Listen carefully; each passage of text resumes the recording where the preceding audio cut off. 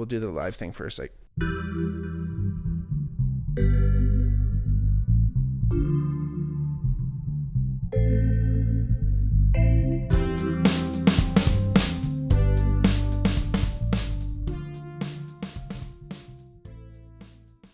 hey everybody, welcome back to the Bigmark podcast. It's me, your host, Bigmark. If it's your first time watching, welcome. If not, welcome back.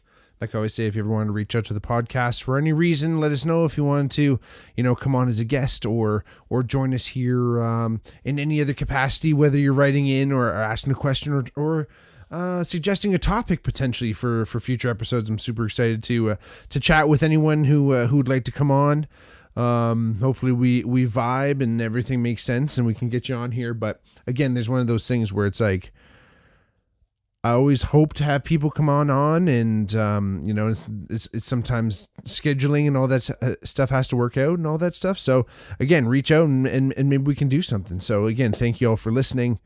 By far, this is the best way you can possibly support the podcast, as you do by watching, by listening, by making comments and joining in the conversation in the comments there. I'm always down to hear. I'm always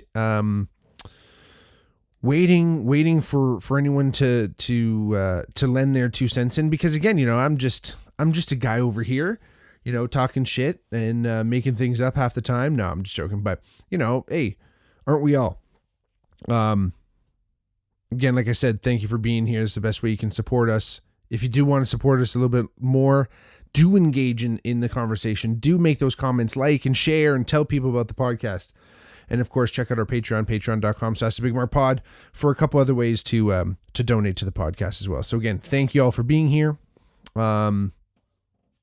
Appreciate each and every one of you for taking the time to be here. Because again, today's not one of those made up episodes. Today's one about something real, something that definitely happened, something that is near and dear and terrifying to many people who are still alive today. I mean, it's kind of something that Canadians didn't learn too much about, just being, up here in Canada and not involved in the conflict in Vietnam. But again, the Vietnam War, obviously major conflict in Vietnam, Laos, Cambodia, all in the kind of eastern peninsula of the Asian continent. So something, again, where growing up, I only knew through movies and television and all that kind of stuff, kind of what it was about. And I actually was listening to one of my favorite podcasts of all time, History of Hyenas. Shout out Giannis Papas, shout out Chrissy D. We were listening to that, and Matthew Modine was one of the guests that was on as well. And he was talking about his work he was in a great Vietnam movie called Full Metal Jacket, and it was seemed very true to reality, I think. And I think Matthew Modine studied a lot and talked to soldiers and stuff, and then of course read the 1977 book, the 1977, I guess, field correspondence. Really, I mean, honestly, it's pretty intense about how fucking serious this author Michael Herr, Herr, I think it is, but his account of his experience as an Esquire correspondent in Vietnam, 1977, Dispatches, is the book we're going to be talking today. And there are books that explain a war through maps, political decisions, and troop movements. Michael Herr's Dispatches is not one of those books. Again, reading it kind of felt like you were in it. This is a book about what war feels like when explanation breaks down. When time becomes distorted, rumors sound more believable than official reports, and teenage soldiers begin speaking as though they've already lived several lifetimes. That's the general feeling of this entire book. Now, it was published in 1977, like I said. It grew out of Herr's experience covering the Vietnam War for Esquire. And rather than offering a straightforward military history, Herr drops the reader into helicopters, press rooms, jungle clearings, besieged bases, and late-night conversations with exhausted soldiers. And again, he talks to these guys. He gets in there. You're getting firsthand accounts. You're almost getting glimpses and thoughts and broken ideas and not complete things. And it is this truly embedded journalism where Mike was in there with these guys in the platoons. I mean, not actually fighting, but he was there, and the military and the brass and everyone involved at the time thought it was important to have these people on the ground telling the real story. That was something that was missing out of the last stories. I think, especially in Korea, I think people almost didn't even know Korea happened because it wasn't published and wasn't covered as much. Where with Vietnam, they almost went the other way. And now, don't get me wrong, they probably had these guys in there hoping that they were going to tell a better story and help recruit. And it was a part of this propaganda and political thing too, which is also fucking weird, with all that. But this has got to be one of the best ways you can hear about, what it was kind of fucking like to be in the shit. Now, the result of all that is a book that's part journalism, part memoir, and part nightmare, with a little mix of rock and roll hallucination in there. Now, one of the quotes from the book I pulled was, "Vietnam was what we had instead of a happy childhood." And I think that sentence kind of captures that generational wound at the center of the book. And what Herr was writing about was young men whose understanding of masculinity, heroism, my God, that's a slip of the tongue. Maybe they did learn a bit of heroism too, but heroism and warfare came from movies, only to discover that real combat was more chaotic, frightening, and absurd than anything Hollywood had ever prepared them for. A lot of these guys were out there thinking that they're in a movie, thinking that this is a whole fucking thing and they're just going to get through it, go home and have stories to tell. But Herr had other things to say. So Michael Herr, I don't even know if I'm saying his name wrong. This is pretty fucked up. But he's not a traditional military correspondent. Here, you know what? I'm just gonna save us all a lot of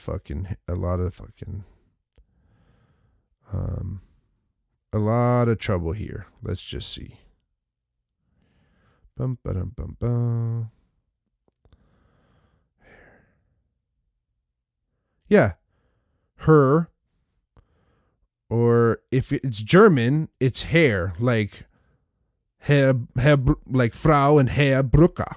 Anyway, sorry, whatever. Michael Herr, let's just say Herr, because for all my friends out there, Michael Herr was not a traditional military correspondent. He was young, immersed in the counterculture, and suspicious of official explanations. He arrived in Vietnam in 1967 and remained through some of the war's most intense fighting, including the Tet Offensive and the Siege of Khe Sanh.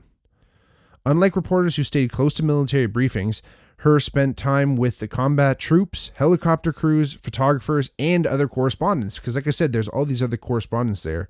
So he was involved. He was not a soldier, but he repeatedly entered soldiers' environments, and that position gave the book its central tension. Herr is close enough to experience the terror. He's protected enough to leave. He feels guilty about that freedom, and he's also addicted to the intensity of learning. So all these things are part of the book, but almost in like a meta way, because he is still kind of telling the story. Now, he can't really tell the rest of the story without kind of telling you where he's kind of coming from and how he's kind of feeling. But again, you feel just as immersed in all this. And Herr himself, past the book, later contributed to screenplays for Apocalypse Now and Full Metal Jacket, like I said, with Matthew Modine. And readers familiar with those films will recognize the same combination of military slang, black humor, surrealist violence, and psychological dread. So again, he was there, man. Like, he actually was there to do these movies. Yes, it was 10 years later, and the military had pulled out, but still, having someone actually there and is a writer and felt all these things really, really crazy. Now Herr doesn't whatever. Fuck. I'm sorry, everyone. We're going with Herr because I love it.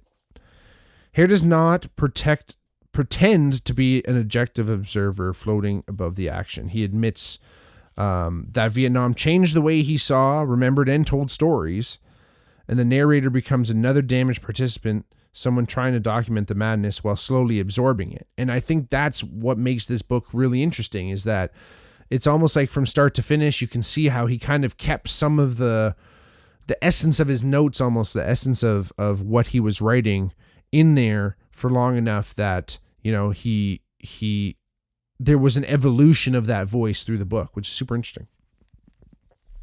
Now, Dispatches does not progress like a conventional war narrative.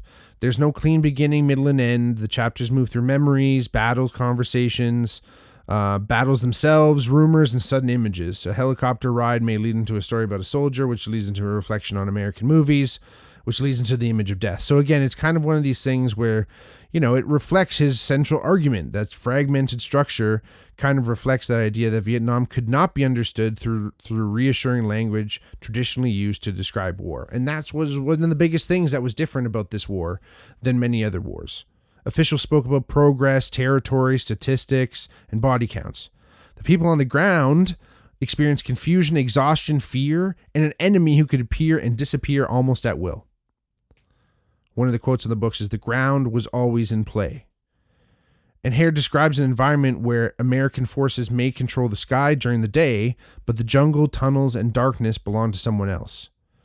Now, control is temporary, and territory that appears secure can become dangerous within minutes. The Americans possessed enormous firepower, yet they often couldn't locate the people that they were fighting. Now, generally speaking, when we're talking about the book, this creates one of the book's greatest contradictions, is that the United States seemed technologically unstoppable, but psychologically and strategically, they were bested, man. They were 100% bested. These kids, again, were getting forced to be there. They were, you know, again, this, I believe that we were starting to see the effects and outcomes of education. Again, people were starting to learn more, you know, information was more available, let alone, you know, it was almost, maybe it almost backfired a little bit on the American government to have all these journalists involved in all this shit. But again, it's kind of one of these things where it's like,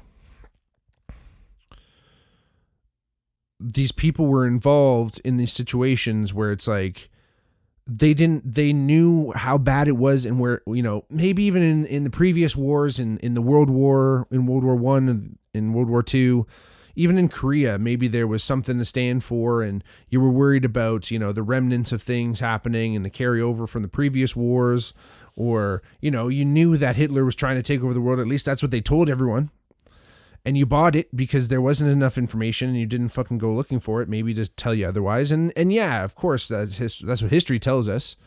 But at the time, he didn't really fucking know. It took Pearl Harbor, and it took all types of shit to convince the American public, at least, to get involved in World War II. So, like, you know, people were still involved, and they had gone to these wars, and now Vietnam was here. No one really wanted, so then we got conscription, and all these kids were there. And we have, meanwhile, this is the 60s and 70s, and back in North America and in Western Europe, at least, fucking people are getting down. Music is happening. It's a whole revolution. And there's drugs and social change and all these big things are happening. Meanwhile, you're in this old fucking basically conventional war, thinking you're going to go in there and mop the floor with these guys, and you're getting your fucking ass handed to you in the deep jungle where you don't know what the fuck's going on. You're stepping on spikes and shit, fucking covered weird shit, and grenades. Your buddy's head's got blown off by a bouncing Betty. All types of shit.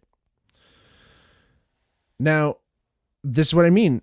Generally speaking, that's what this whole book is about. And the emotional center of Dispatches is not military leadership. It's the young enlisted soldier. And Herr meets men who are terrified, reckless, funny, traumatized, bored, and even sometimes frighteningly calm.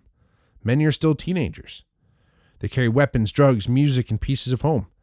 They speak in military abbreviations and slang that allows them to describe horrifying events without openly discussing how frightened they are. Their humor is often brutal because ordinary language has become inadequate. One of the scenes in the book that they talk about is, you know, a soldier casually describes danger or death as though he were discussing the weather. The emotional distance in his voice does not necessarily mean he feels nothing. It may mean that feeling everything would make it impossible to function. And I think these guys brought this back. These guys obviously brought this back into life. And you know what I mean? Like, you know, these are guys in my parents' generation, and, you know, they were taught by their parents to keep this shit in, and who knows how they fucking dealt with all this shit, right? Another man treats combat almost like a performance. He has absorbed so many images of cinematic heroism that under fire, he seems to be acting in the war movie playing inside his head. That's what I mentioned before.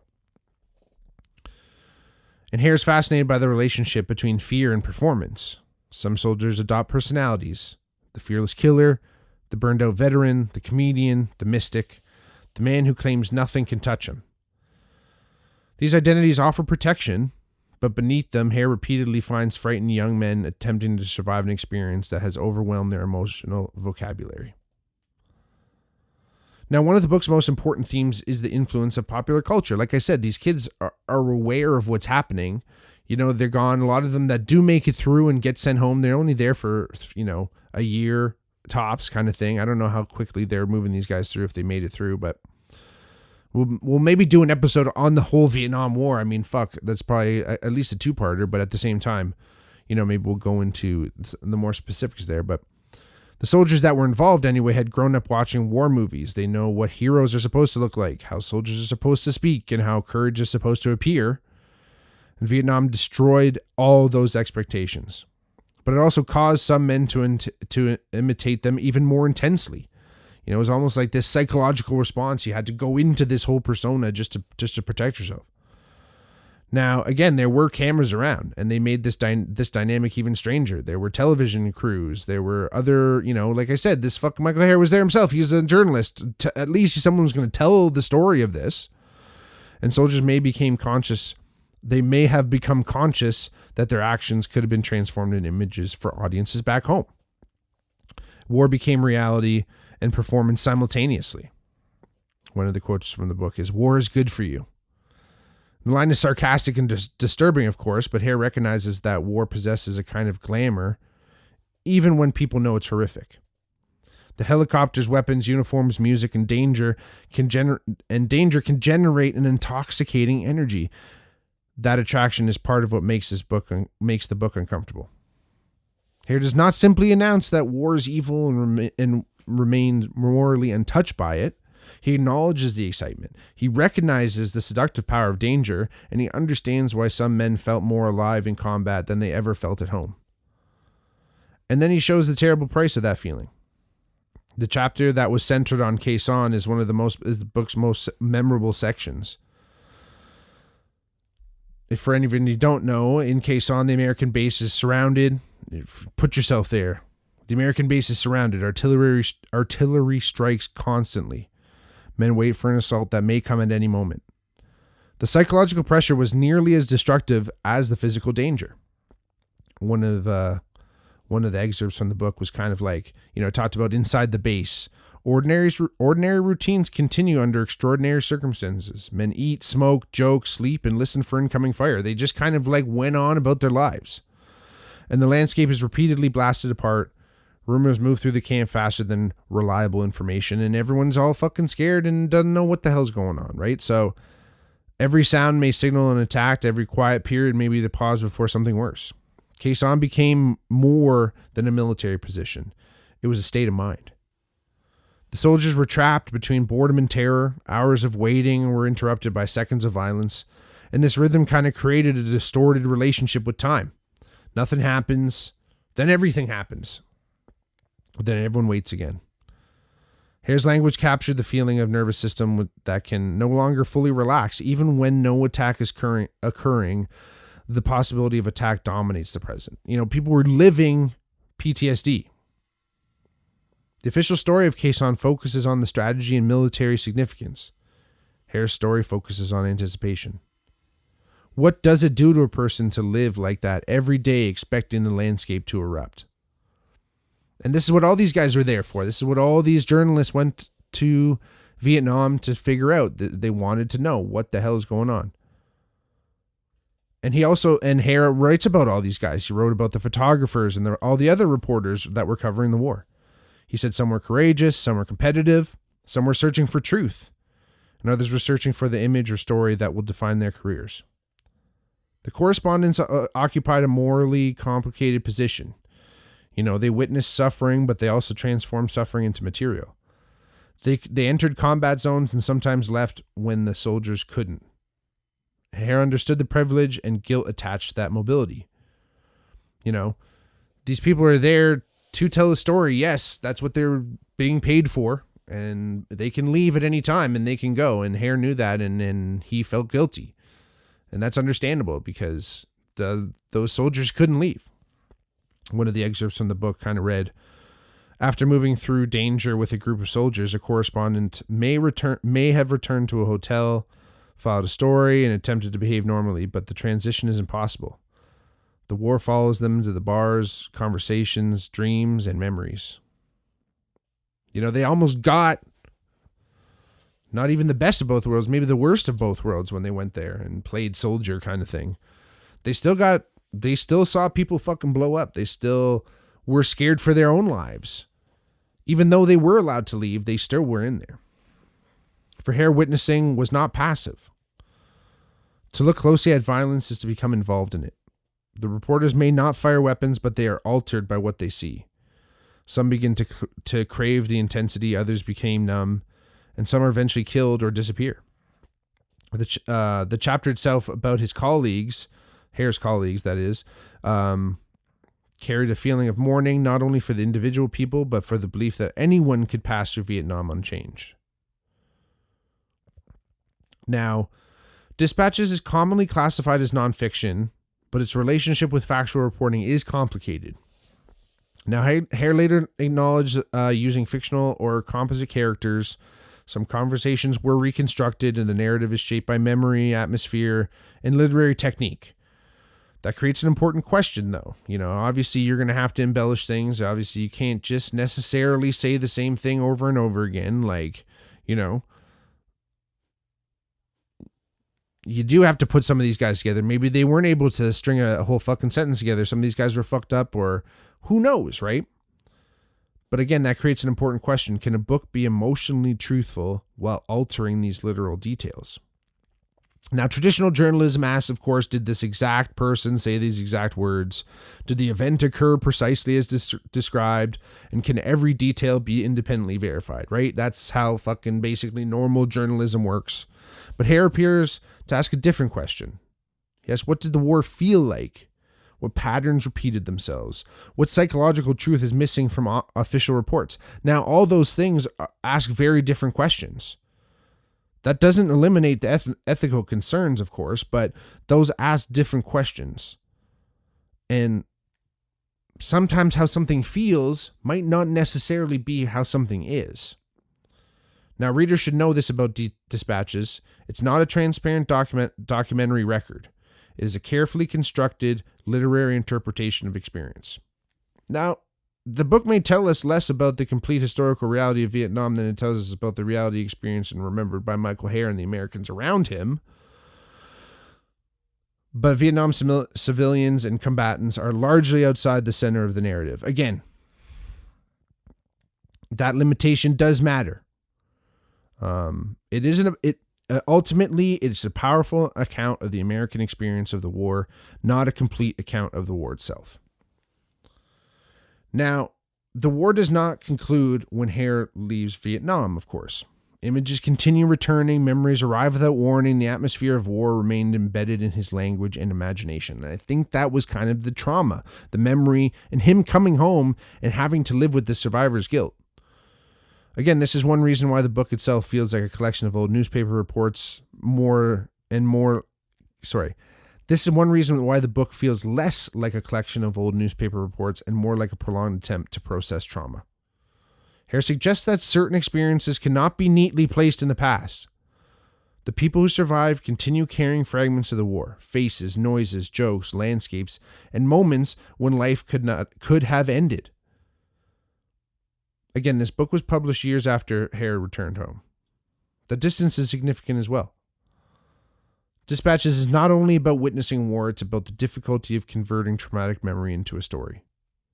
The fragmented structure suggests that mind does not remember trauma chronologically. It remembers flashes, a helicopter, a face, a voice, a sudden explosion, and a sudden explanation. A joke told at the wrong moment. The knowledge that somebody stands beside you may not be there tomorrow. All these things, that's how your fucking memory works. Look at Christopher Nolan movies. He hits you with the flashes. That's how memory works. Now, why does this book still matter? Dispatches remains influential because it changed how many readers imagine modern war. Its impact can be felt in war films, literary journalism, and first-person accounts of later conflicts. Herr's charged hallucinatory language helped establish the sound and mood of now associated with cinematic depictions of Vietnam. This is essentially any time you see Vietnam and you see the fucking guns and the darkness and the fucking bandanas and all this shit, this comes basically from Dispatches. But the book also deserves critical distance. Its style can make war sound exciting even as it condemns it. Its focus is overwhelmingly American, and its boundary between journalism and invention is unstable. Those weaknesses are also part of the conversation the book creates. Now, again, obviously it's going to be fucking American-centered. It's told by an American who was an American journalist in a largely American conflict. They were the only other aggressor. They're the other person that was Vietnam. So it's like, what the fuck? But again, yes, it is a biased telling. It does force readers to question, though, who controls the story of a war? What happens when official language no longer describes reality? Can a writer portray the glamour of violence without contributing to it? Is memory reliable enough to function as history? And what does a witness owe the dead?